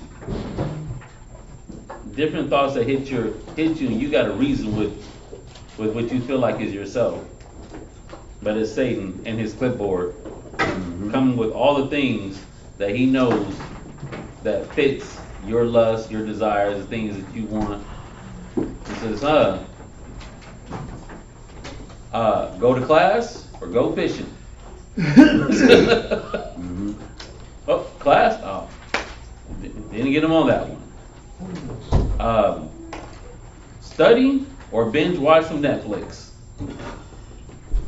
It's a good show. Stranger Things, the new season. Binge watch, study. Didn't get them on that one. And then, and usually the temptation, the weird thing about temptation is it don't stop with just that temptation. It's like how they say weed is the gateway drug. Like one temptation is the gateway to the other temptations. And he's like, as long as I can pierce that armor and get them opened up, then I can get them to all the other activities. Then I can get y'all into all the other activities. But I gotta, like you say, he got that clipboard and he just goes through the list. And it's for a season. And he goes through the list. And you gotta deny, block. You use your jiu-jitsu, Wing Chun, Kung Fu of the scriptures blocking him. And then he's gonna say, all right, well, I'm done. See you next season. You know, like the football season is for a few months, and then the off season, it's the same way Satan does. He hits you for a few months, okay, off season. I'll see you next season. Con. Let's go to Genesis 22:1. Con, this is the book of Genesis 22:1. Go ahead. And it came to pass After these things that God did tempt Abraham. So, read it from the top. And it came to pass after these things that God did to tempt Abraham. All right, so the Most High tempted Abraham. So I thought that Satan did all the tempting. I thought that was Satan's job. Well, what it's showing you here is that it's the Most High. It's the Most High that is even letting. Remember when you read Job, the Most High did what? Yeah, go get Job. You could touch him here, you could do this, you could do that, but this and that you can't do. So at the end of the day, who was doing it? The Most High. Because who was the one in the authority? Who was the one that allowed it to happen? The Most High. So, but just in this case with Abraham, the Most High went directly, the Most High, well, Yahweh Shai, he was like, nah, me and you, we gonna talk. That's what I want you to do. You see what I'm saying? But what I'm trying to show y'all is that if Abraham wasn't, like, we started with Yahweh Shai. If Yahweh Shai wasn't above the level of getting tempted by Satan, then you had Abraham that wasn't above the level of getting tempted. Then you have to realize that you're going to get tempted. You're going to get tried. You're going to get proved. You're going to get tested, right? That's just what it is. So the Most High tempted Abraham, right? Read on. And said unto him, Abraham, and he said, behold, here I am. There we go. So when he calls you, like when Yahweh Shai goes to that fig tree, when it's your turn, it's your turn. You better be ready to go. So, but I want y'all to think of something. Abraham, he got tested. His temptation was to sacrifice his son, right? So the cold part is when you think about it, with Abraham like sacrificing the son, he's walking with Isaac. It was 3 days journey. Most High made him think about that for 3 days. Walking with his son. 3 days. Heavy. So when you're going through your temptation, think about Abraham. Like through all that, like he couldn't even show like what the hell he was dealing with in his mind. He just had to like, just for the sake of his son, let me put up his front. You see what I'm saying? Block out those thoughts. He gave him 3 days to ponder on these thoughts. Like, damn, am I really about to kill my son? He gave him 3 days to walk with him. Journey up a mountain. Like, damn, am I really about to do this? And at the same time, you got to sit there and talk with him, walk with him, be there with him. 3 days journey, eat some food, kick it, drink some water. Makes you think about it. You see what I'm saying? So, but when you look at it after it all happened, you see how he got blessed. So when the Most High comes to try you, when he comes to prove you, to see how sincere you are, there's something at the end of it. There's something at the end of it. There's always something at the end of it. And what more, besides all the things that he got, what's bigger than winning the Most High's trust and his love? You see what I'm saying? You know, it's funny, I saw this thing with Rick Ross. Rick Ross was going at it with Gilly the Kid. Mm-hmm. And Gilly the Kid called Rick Ross a police dude. Mm-hmm. It's like, you police guy or whatever. And then Rick Ross's response was, he didn't even acknowledge that, but he was like, this is the fake Rick Ross, the rapper, by the way. He was like, I spend more money on my cow, because Gilly the Kid was talking about his cow. And he was like, I spend more money on my cow hooves than you spend on your whole family, right? And then Gilly the Kid's response was so perfect. It was like, yeah, you got money. You probably can spend more money on your cow hooves than I can on my whole family. But guess what? My wife ain't with me for money. My wife ain't with me for the money. But you, whatever woman you get, you gotta pay for it. You paying for her love. You gotta buy her love, which means she don't really love you. But he was like, my wife ain't with me for the money, because if that was the case, she just wouldn't. You see what I'm saying? Now, why am I bringing that out? Because it's like, what's more dope? Like you being bought, you buying somebody's love, or you being there through the thick and thin, and you earn that person's love and trust. And that's what's cool about Abraham. He earned the Most High's love and the Most High's trust. You see what I'm saying? That was earned by going through the temptation, by going through the trials, the proving grounds, and that's what we got to do as well. It's the same thing with Job. Job earned his. You see what I'm saying? So we have to earn ours as well.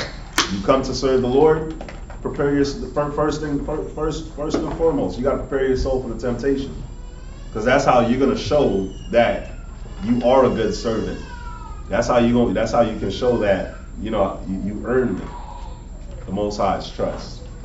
Think about it. Everybody earned it. David earned it. Can't buy the Spirit. It was earned. So we got 9 minutes left. We're definitely not going to make it through this class. So I'm going to part 2 it, because we haven't even gone to the prepared part.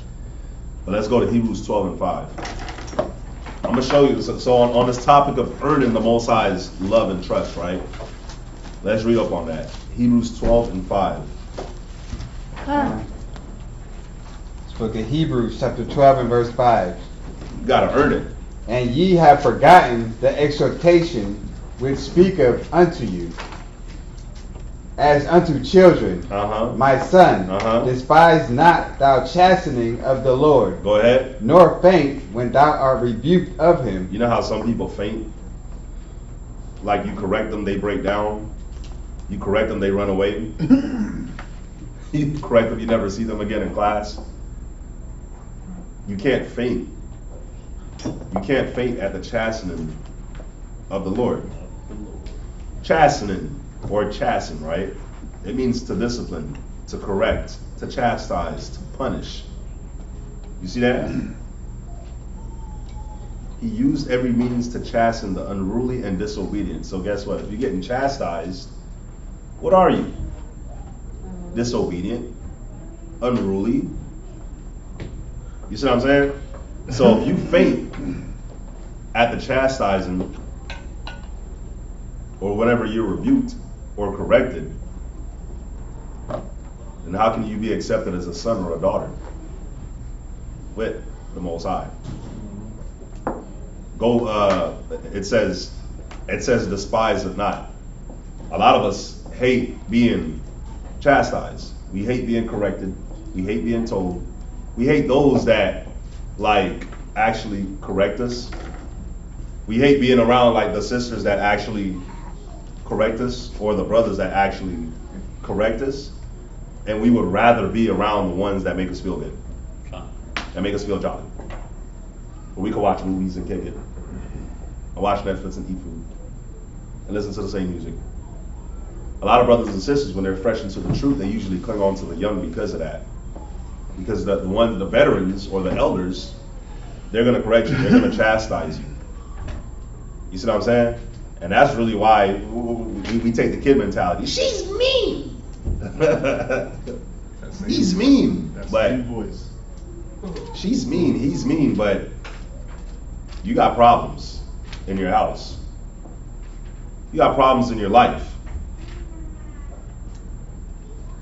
That person that's mean, or that you think is mean, if you would listen to them, you wouldn't have the problems. You see what I'm saying? Right. But it says, despise not the chastening of the Lord, because the chastening is going to come from the people that's around you.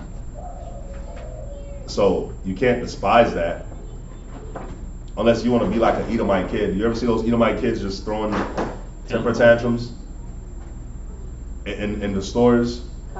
And the parent is just there, just like, damn, like nobody's gonna get a belt. Nobody's gonna say anything. You can just see that's how like they just make the kid operate. They throw these fits and they just let them operate like that. That's like what we do in the spirit. But read down. Who's reading? Myself. Yeah, you gotta remember, you stay up until the scripture's done. What's up? I found a definition.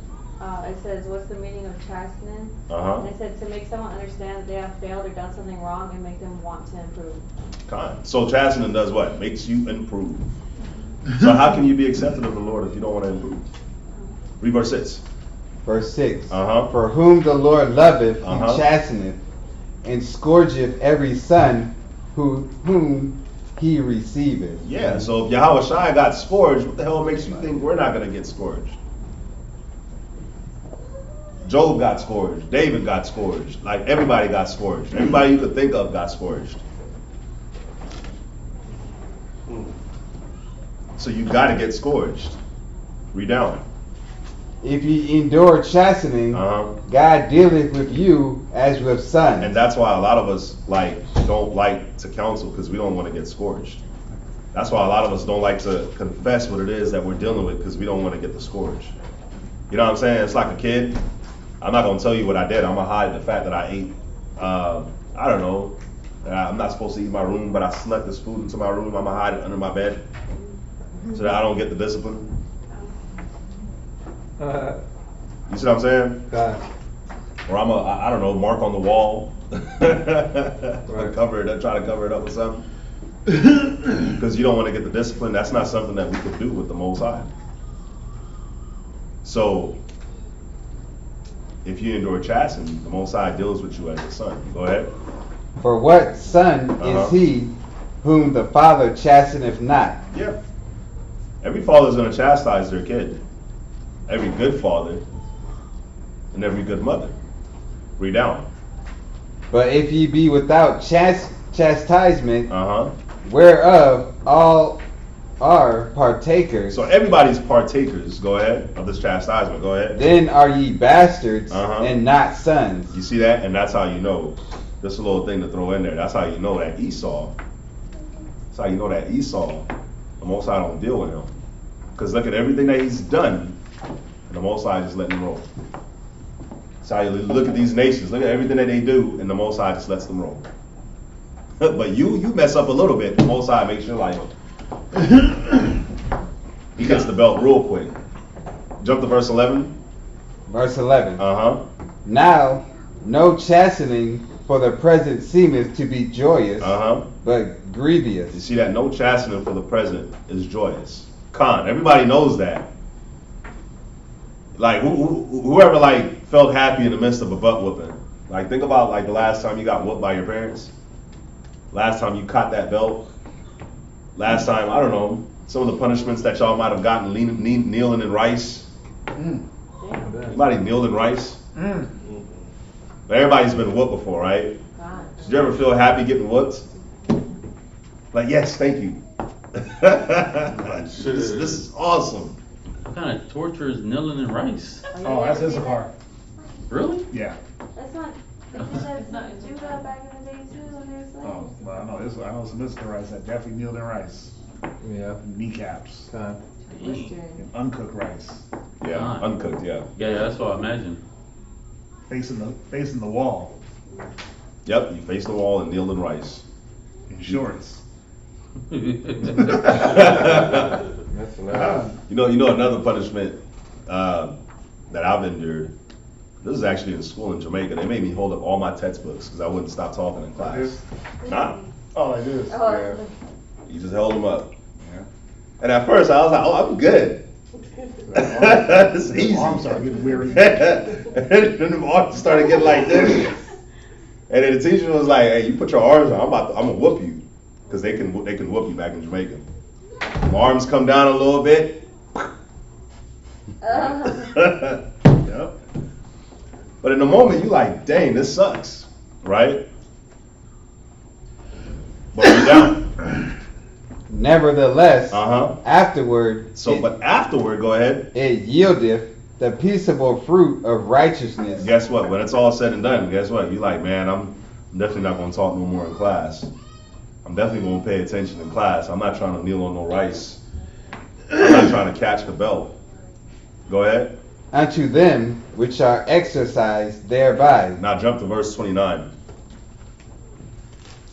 Verse 29. Go ahead. For our God is a consuming fire. And we always talk about this. The Most High is a consuming fire.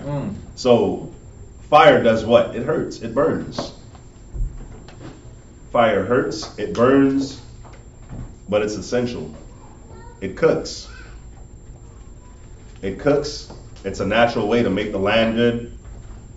Fire is actually a very good thing, but understand that the closer that you get to the Most High, the more fire, the more it's going to hurt. The more it's going to hurt. Go to Isaiah 53 and 10. Isaiah 53 and 10. Go ahead. The book of Isaiah, chapter 53, verse 10. Yet it pleased the Lord to bruise him. Go ahead. He hath put him to grief. When thou shalt make his soul an offering for sin. So you say you want to come to serve the Lord? Then understand that it's going to please the Most High to bruise you. It's going to please him to whoop you. Because yes, like these churches, man, come as ye are, stay as ye are. Nope. You come as you are, you're going to get whooped into being what you need to be. So you're going to get bruised. Go ahead. He shall see his seed. He shall prolong his days. You see that? That's how you're going to be able to see your seed, though. And when it says see your seed, it means that you're going to see good come from your kids. Good comes from whatever it is that you do. And your days will be prolonged. Go ahead. And the pleasure of the Lord shall prosper in his hand. But you got to be bruised first. You got to be whipped first.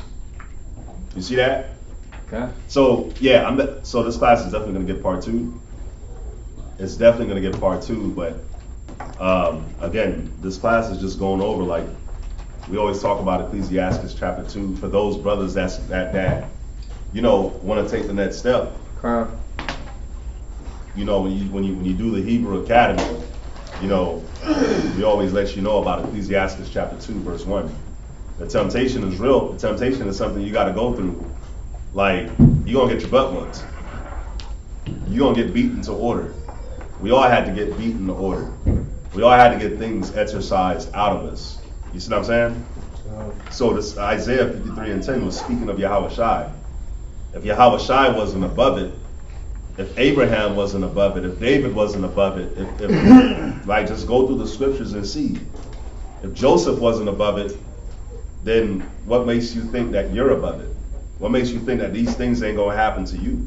It has to happen to you. It's gonna be heaven for a reason, folks. Why? Because It's gonna be heaven because you're gonna be around people that know how to act. You see what I'm saying? God. It's gonna be heaven because people gonna know how to carry themselves. The kids gonna know how to carry themselves. Right now, we don't know how to carry ourselves. So this temptation, the different temptations and stuff that we go through is exercising us to learn how to carry ourselves. So that when we go to heaven, it's just natural. It's just a natural fit. You see what I'm saying? Because we've been practicing it. God. So, yeah, I'll part 2 the class because I didn't go into the preparation of it. But yeah, that's it. That's it for the class. That is it for the class. So, any questions? No? Where's part of the scripture? 2 he puts 2 against 2, 1. Yeah, it's Ecclesiasticus 40s. I got it for you real quick. It's Ecclesiasticus.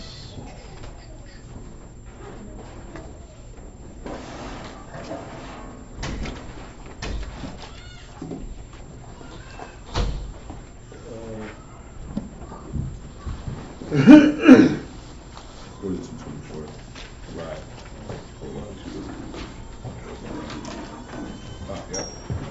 Yeah, Ecclesiasticus 42:24. All things are double one against another, and he had made nothing imperfect. One thing established the good of another. And who shall be filled with beholding his glory? Ecclesiasticus 42:24. And then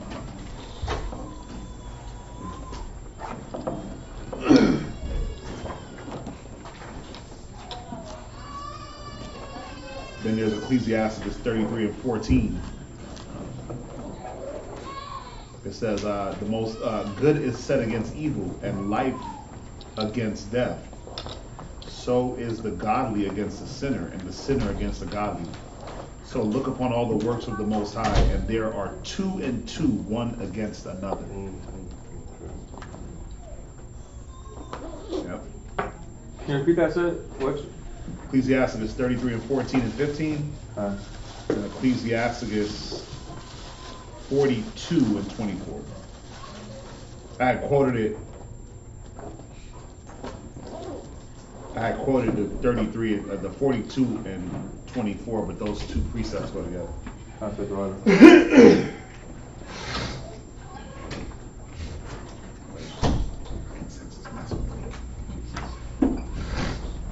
right. Is that it? That's it. All right, everybody. I imagine we'll put on your shalom. Want to say shalom online? Oh, Salakia. All right. Yeah, everybody online, thank you for joining us. We'd like to say shalom. Shalom.